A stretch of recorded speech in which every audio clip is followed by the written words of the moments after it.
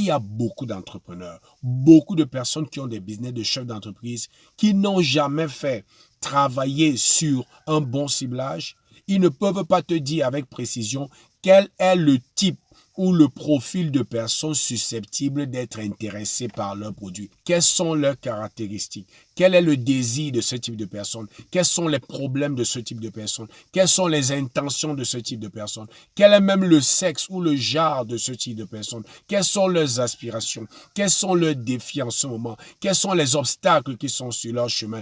Quelle est leur tranche d'âge? Quelle est leur zone géographique? Est-ce que tu as déjà fait ce genre de travail? Parce que prenons un exemple. Si par exemple mon ciblage, ce sont les enfants qui sont au collège, il va sans dire que ma communication à l'endroit de ces personnes ne sera pas comme une communication de ceux qui vendent au marché central ou de ceux qui sont à l'université. En fonction de ton ciblage, tu vas ajuster ta communication. Si je sais que mon ciblage, c'est les enfants du collège, alors je vais mettre des stratégies pour atteindre les enfants dans les collèges. Si mon ciblage, ce sont des gens qui vendent dans les marchés, les grandes places de marché, alors je vais adopter ma stratégie pour atteindre ces personnes.